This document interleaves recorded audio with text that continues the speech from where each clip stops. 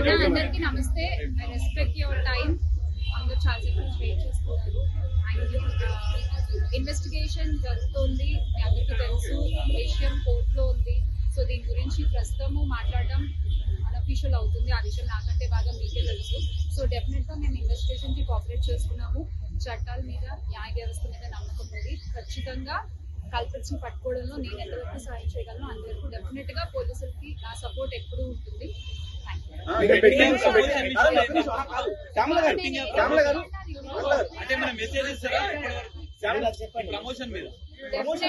Definite గా ఇది తప్పు. అండ్ ఆ కుటుంబానికి ఎవరైతే నష్టపోయారో వాళ్ళకు కూడా ఖచ్చితంగా ఆ లోటు ఎవరు తీర్చలేనిది. ఇంకా ముందు ఇలాంటివి ఏమి జరగకుండా తీసుకోవాల్సిన బాధ్యత మన అందరిపై ఉంది. ఇది ఒక రెస్పాన్సిబుల్ సిటిజన్ గా చెప్తున్నాను. Bank statement I can't say.